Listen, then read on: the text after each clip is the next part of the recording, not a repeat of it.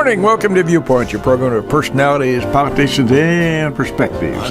And happily this morning we're going to forget the politician, gee whiz. We have a great personality and a lot of perspective from this personality. I think it's appropriate that you forget the politicians. They forgot you. I'd like to, that's appropriate. A little tit for tat there. And to include the media in the same.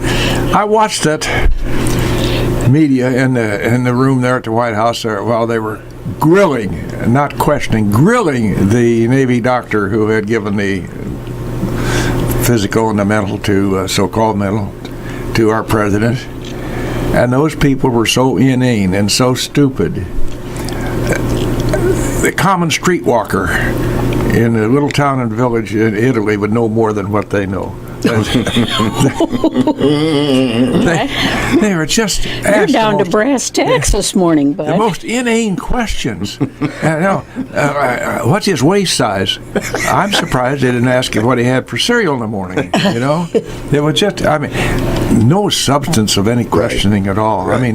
Just out there prattling. I'm prattling, so I'm going to quickly remember, we always try to do a little... Yes, and I think I love those that you have. Yes, well, we always try to come up with a kudo or two when we start Viewpoint, as you know, Reverend. Yeah. And I think it'd be really appropriate to stroke the cat while it's in the house. Reverend Glenn Shelton and Les Protner, other hard workers, have been doing the Martin Luther King breakfast for 10 years now. And once again, nice crowd. A lot of people did a lot of work to get it going. And a big kudo would go to our Lincoln College culinary staff. Those folks from the dining room do a great job under duress because it's not in the same building in which they cook and prepare the food. They have to bring it across and keep it warm, keep it cold, etc. So I think just generally kudos to the folks involved in the MLK breakfast last Monday morning. Very much so. And now why don't you get professional and introduce our guest so we know who he is out there? You want me to get professional, huh? I'll make an effort. Do something different. We have with us this morning, I'm so happy to say, the Right Reverend Glenn Shelton from Second Baptist Church. And why did they always used to say the Right Reverend? Yeah, as opposed to the wrong Reverend. Yeah, or the left. That's from my understanding, that was really something that the Catholics instituted. Mm-hmm. And it sounded so professional. Oh. So other denominations began to use the Right Reverend. Oh, well, I think you are a Right Reverend. Well, I like you. You can take it both ways. You can define it either way, and you'd be correct. Yeah. Yes. Go ahead. I printed these off last night because I want to close. I want to find one that we'll close with 45 minutes down the road. Well, can I say this one to him because I like this? Listen, you have 50% ownership in the show. You can do whatever you want. I've never felt so important. Come on, boss. This is a quote from Dr. Martin Luther King Jr. And he said, "We may have all come on different ships, but we're in the same boat now." And how appropriate that is in today's times with all this immigration foolishness going on. Yes. And that's not necessarily foolishness because we do have some serious immigration problems. And it has been abused down through the years. And we're trying to get a handle on it now. And nobody can do anything right in the eyes of some people. Isn't that the truth? You see sad stories like the young man who came over here at 10 years old. And now he's being deported. And his family is still here. But at the same time, no one has came in, I shouldn't say no one, but a majority of the immigrants from the Mexican border have come in illegally. And our administration, past presidents, both Democrat and Republicans, have come up with a way of keeping them here by giving them these free passes, even with work permits and everything. Now that comes from our big agricultural folks. And you get cheap labor, and so that influence of them saying let's keep them because it will cost us less to hire them than to hire the ones who are legally here. And so on both sides we have a concern, not just the illegal immigrants, but they're here to find work, and our agriculture, especially on the West Coast, wants that cheap labor. Well, those that scream the loudest about that would be pushed a little hard when they went to go to the grocery store, because the cheap labor that they have, that helps keep the prices down. Sure. If they have to pay more for their labor, ergo the prices are going to go up. Exactly. I mean, it's the same old economic story. But I do have a problem with trying to fix it. How do we fix it? And it seems like we have one group that just says, let's just send them all back and start that process over again. When families are established, they're not violating any laws, have never even had a parking ticket. And we send them all back and do that process. It takes years to come back in. I don't have the answers. I don't. I feel for both sides. I want people to come here legally. Yes. Go through the process. Yes. And at the same time, those who are already here, I don't have an answer.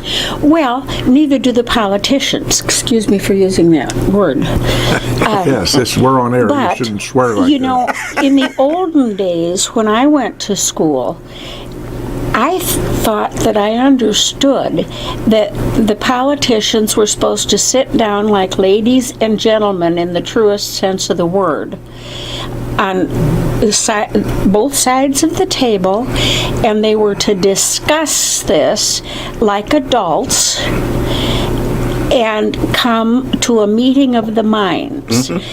But they're so busy lining up to throw stones that they just can't get beyond that. Right. And then if they question somebody who might have some input, they do it only to showcase themselves. You know, I've got to get in there with a question because I want them to see me on the television. Right. And see how smart I am. Right. Yeah. Well, I think we gotta maybe sit down with the politicians and tell them you're supposed to come to a meeting of the minds here. Compromise, they used to call it in the olden days. That was the word, yes. Well, these dudes today can't even spell compromise. You know. Or respect. Yes. That, I have never, maybe I don't, but I don't think I've seen as much divisiveness as much as I've experienced down through my long years as we have today, and it's I don't know how to solve it because everybody seems to say the other guy's an SOB. Right. And we just simply, you know, you and I may have some differences somewhere along the line, although I can't imagine what they are. But being who we are, if we did have we could sit down over a cup of coffee and settle that in short order. Definite, and that's the way it should be. Yeah, I just don't understand. I cannot understand. Of course, the Pauls, all they're thinking about is getting voted again, and so they'll grow and give in to about anybody if they think they've got a vote out there. And of course, that's not the way it's supposed to work. But you know, we talk about the media, and they are a bunch of jackals. But way back in Abe Lincoln's time, they wrote and drew cartoons that were really vicious. So nothing has changed. Nothing. nothing. We just have All the others have been more changed. creative ways of making fun of our politicians. It's a shame that they have let their own selfishness, their own, I might even use the word greed for recognition, influence, and get in the way of what they're charged to do by us voters. We voted for you to get in here and do this, and you're up here trying to put everything down just so that you can get in front of the cameras and be heard.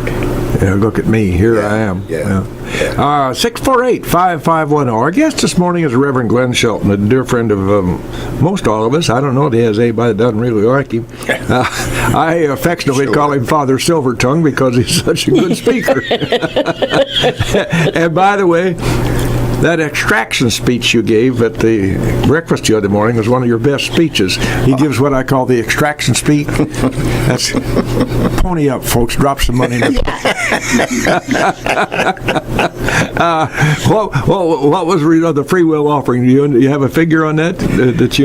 How much? Yeah. No, they're supposed to text me, but I haven't got it yet. We got so much that they haven't finished counting. That's good. Well, I thought that I called that an extraction speech. Those of you who might know Reverend Glenn on the streets here, he does a lot of good for us here in our community. How many years you been here, you and Ginger? 33. My goodness gracious. Oh. Now, what changes have you seen? People changes, not the physical change in the community. We've had a lot of them, unfortunately. Have you seen a change in attitude since you've been here in these 33 years? Oh, most definite. My goodness, for you who all are just listening and seeing me, listeners, I am a black American, came to a city, and I call Lincoln a city, 33 years ago. And a city that has about 93% Caucasian, with about 3% black, and 5% of others. It appeared real life situation. I was pulled over one night. I hadn't moved here yet. That was 34 years ago. Because they said I had a tail light. No, license plate light. Oh. That was out. There was two license plates out. One of them was out. Two license plate lights.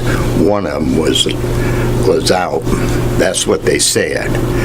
And I got pulled over with my wife. I just finished a Bible study class, and I had a handicapped, mental and physical young man in the car with me. When they pulled me over, they were shining their flashlights in the car, asking everybody for ID. I was upset and pulled into the old Kroger's lot there, and where RP Lumber Company is now. Right, yeah. And people were going in and out, so I raised my voice so they could hear our conversation. And let me tell you, 3 sheriff deputy cars, one in back of me, one in front of me, and one on the side, had pulled me over. And after a while, I told the young man, I said, if you don't tell those deputies to get those lights out of my wife's eyes and out of my friend's eyes, you might as well cuff me now and put me away, because I'm going to go over there and take the flashlights away from them. And I was loud when I said this. And he said, no. This is a courtesy stop. I said, a courtesy stop? I said, yes. I said, tell me what's wrong. He said, you have a light out on your license plates in the back. So one around the back, both of them are on. So I hit it with my fist, bam, bam, trying to, maybe there's a short, maybe it could be true, it could be true. Nothing happened. I had my wife push the button to raise the hood. It came up, then I slammed the trunk lid down just to see if it'd go out. Nothing there at all. Fortunately for me, the next day I had a young man who worked for me, Dr. Rivera's wife, son, Dan Rivera. Yeah, old Danny, musician. Dan worked for me. And I said, Dan, I was going to move to Lincoln, but I'm not sure if I'm going to move to Lincoln now. And I gave him the story. Bob Patterson was a sheriff, and him and Dan went to high school together. So he called the mayor, Pete Andrews, and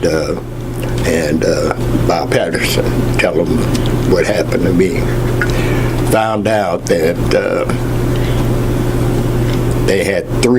Bob Patterson had three patrols out for the whole county.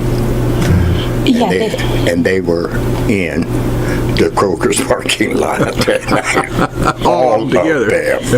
any self-respecting poacher could have gone out and done whatever they wanted. And the one person saw that he made the mistake by saying he saw this black person driving this car.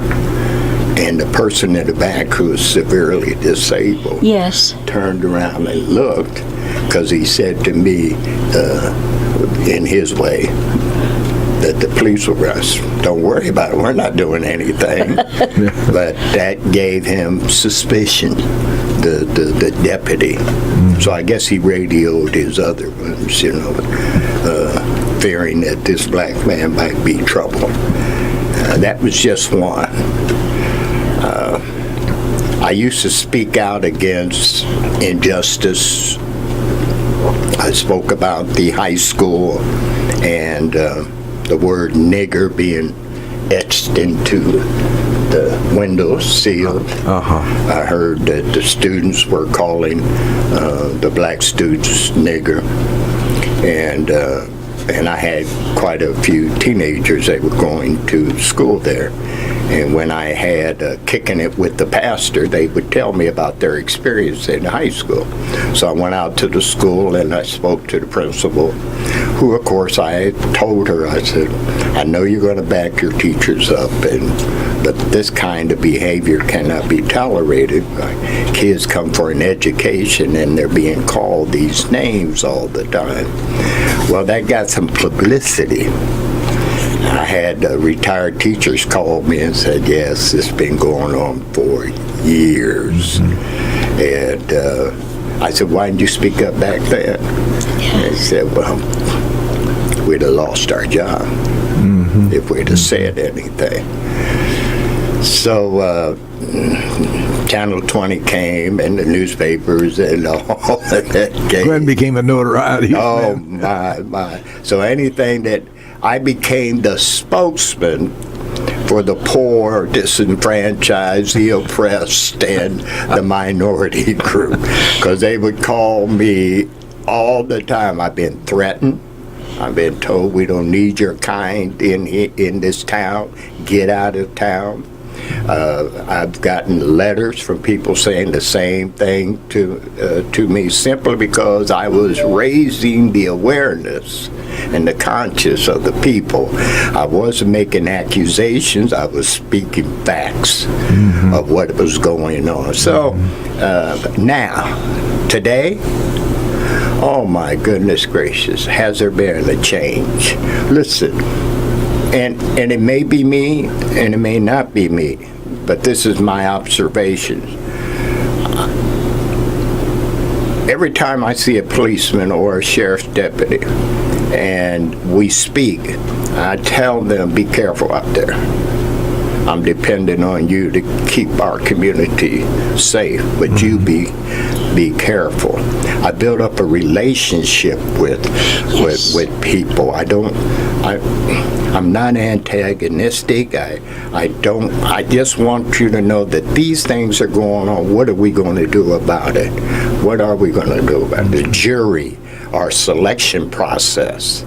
How come we don't have, in the truest sense of the word, a jury of our peers? When I see a black man being accused for something and I don't see not one black juror on there, an all-white jury on there, that person doesn't have much of a chance. When I've heard from the community that tells me that a black man and a white woman, domestic violence, and somebody in that jury, it was a woman, said he's guilty. Automatically. She had it in her mind that he was guilty. And that's when they came up with the hung jury, because the others didn't believe that he was guilty. But these attitudes and behaviors go back to when people are little.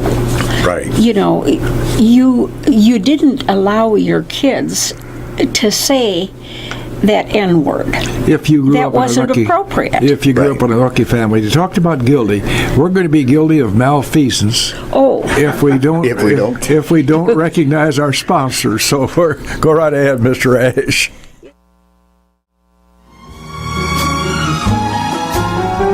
And we're right back live in the studios. The program, of course, is Viewpoint, that scintillating talk show, which is heard every Wednesday morning from 8:15 to 9 o'clock. By both of them. Worldwide. One with a Nielsen rating of 3.5. That's 2 listeners and a half for somebody. Our guest this morning, Reverend Glenn Shelton, a man who's been with us 34 years here, 33 in our community. Garnered himself a considerable amount of respect. Does a lot of good in his community.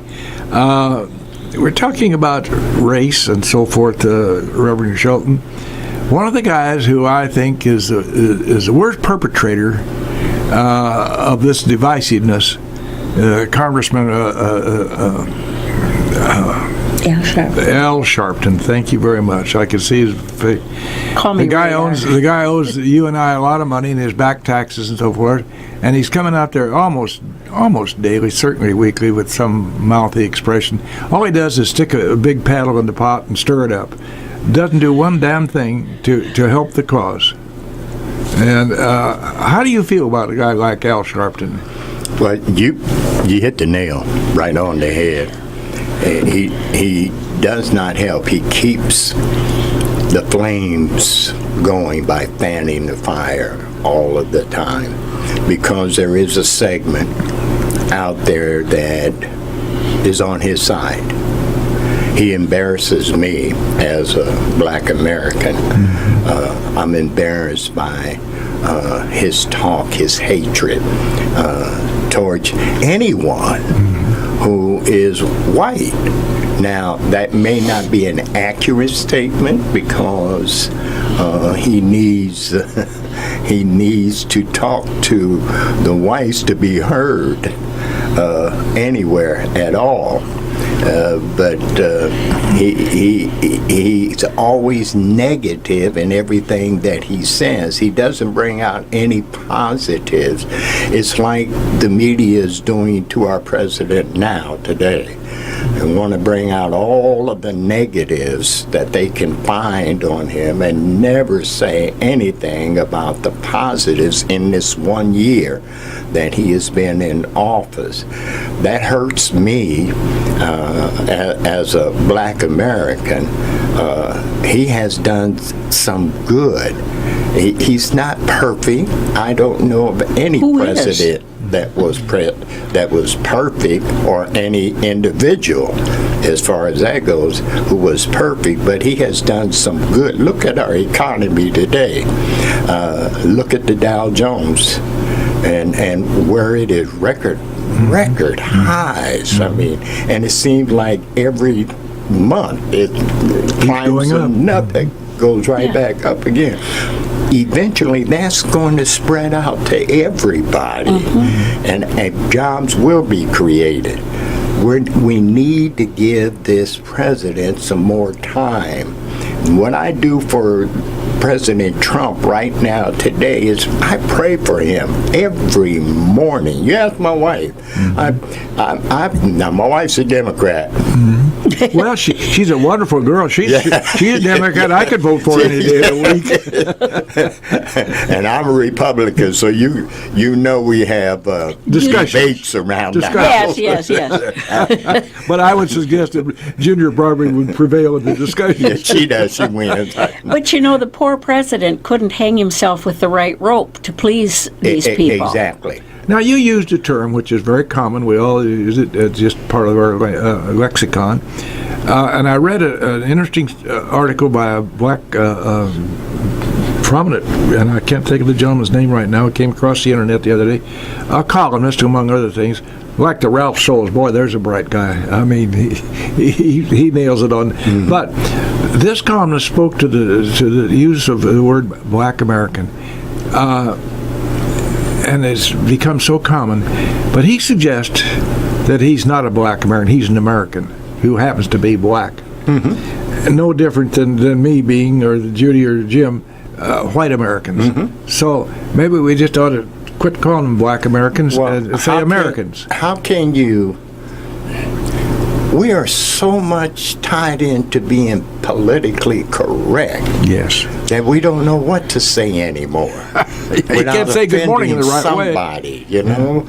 I have a dear friend, I said dear friend, I have an acquaintance, Peter Niehaus. Oh, yeah. Peter Niehaus is a German. Peter Niehaus was born in Cape Town, South Africa. Peter Niehaus came to America and got his citizenship. Now, he is, if you want to be politically correct, an African American. Yeah, that's true. You see, now you hit a very important point. It's a salient point there. He is an African American. Yes. Now, you're not an African American. No, I'm not. You're an American. Exactly. You were born here in this country. I am. So you're not an American. Yeah, and it becomes so generic. Yes. And we need to think about those things. You and I couldn't be the fast friends we are if we didn't have a decent attitude. That's true. Oh, but that's across the board. That's across the board, you know. And whether you're black or white or a policeman or a clerk or a doctor, you know, all the categories run the spectrum. They do. You know, at one end of the spectrum are people who are respectful and respected. At the other end of the spectrum are the schlemiels. And they have them too to counterbalance. Yeah. Yeah, I had a teacher like that once. Did you? And my grades reflected it. So, you have seen in 33 years a significant change for the better. Oh, my goodness. For the better. For the better. Personally speaking, yes. For the better. I mean, across the spectrum, all levels, everywhere. Was a time here in Lincoln that blacks couldn't try on shoes. Women couldn't try on hats. Yeah, think of that. You know, or anything like. In the time that you've lived here? No, this is what our mothers. people when I told came, you. when I came here, his I asked how generation. people were treated, and everything. They were telling me some Okay.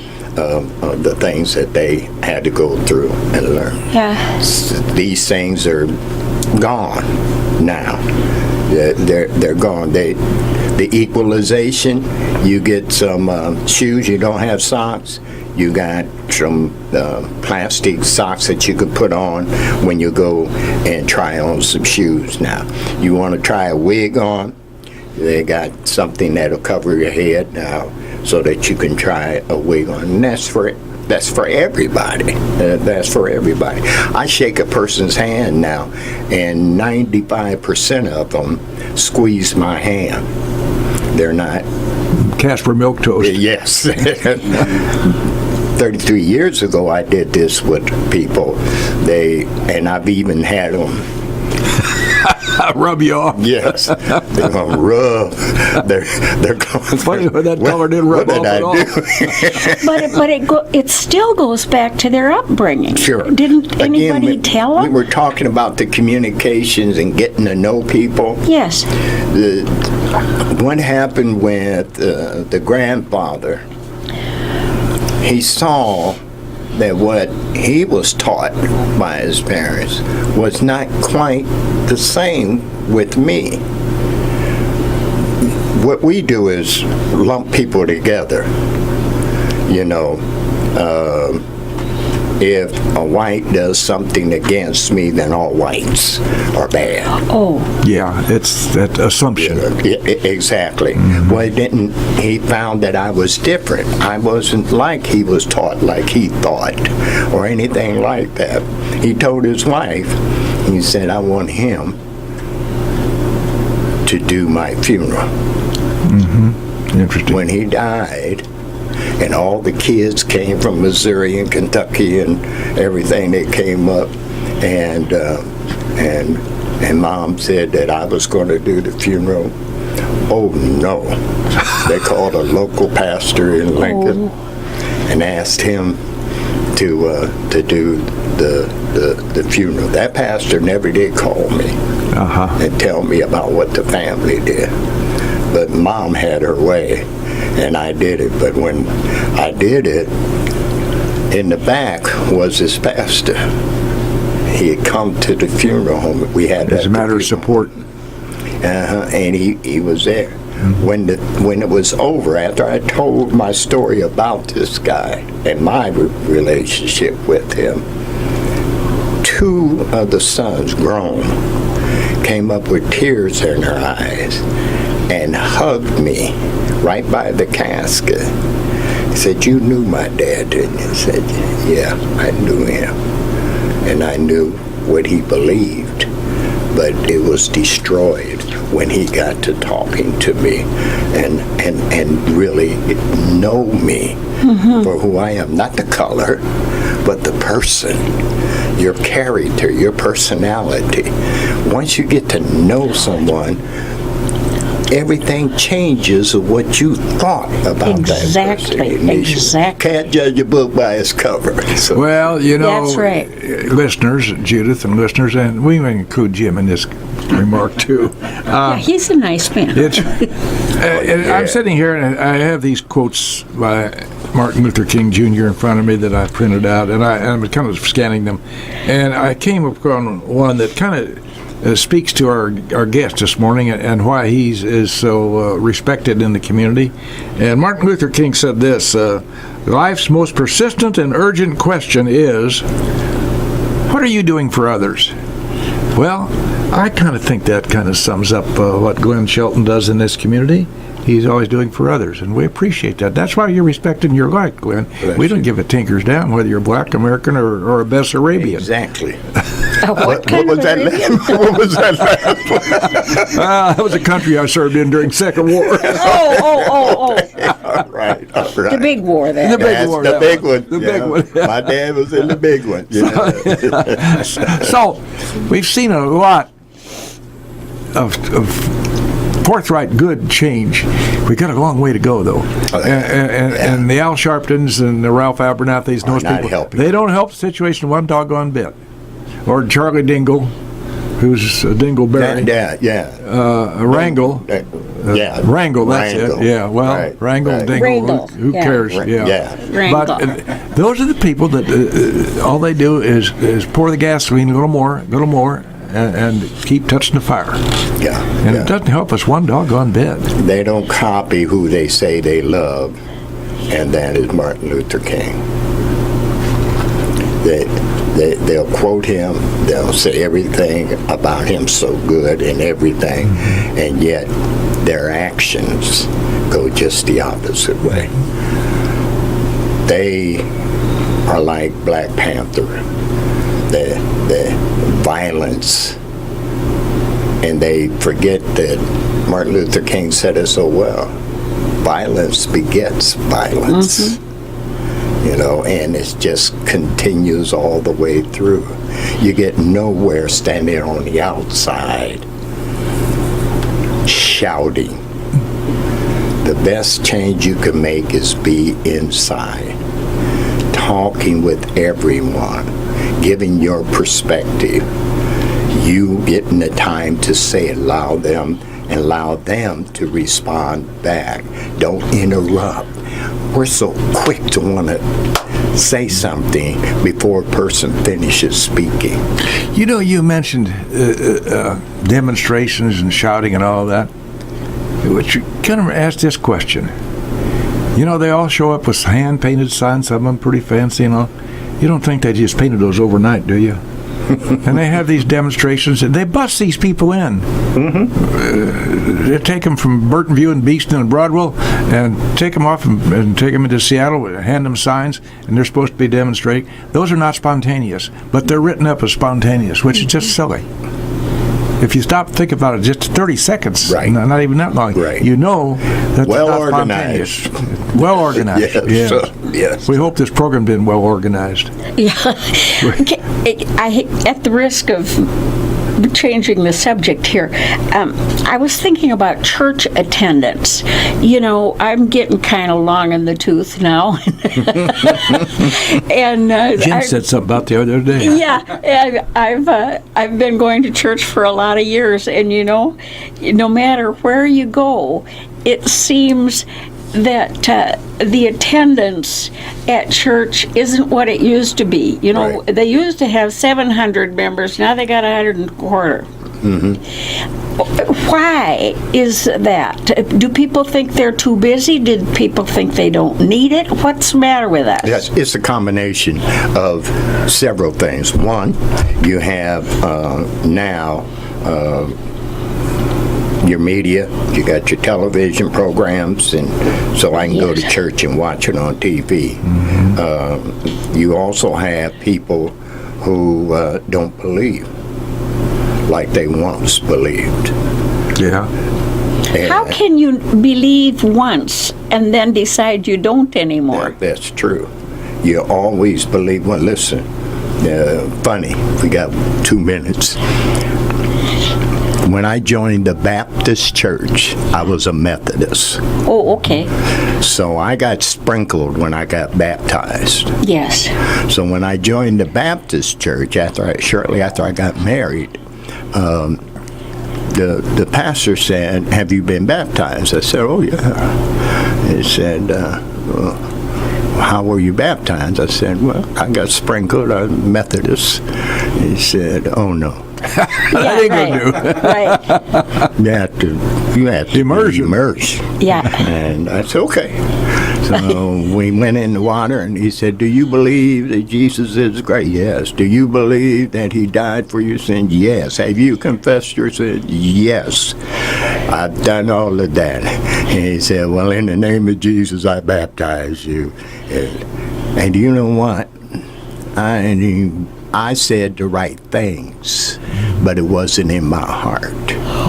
Oh. Yeah. Okay. Well, you were saying it. lip service. I wanted to join the church. Lip service. Yeah. That's it. And that's all it was. And so I was still wet and headed for hell. I don't want to end this program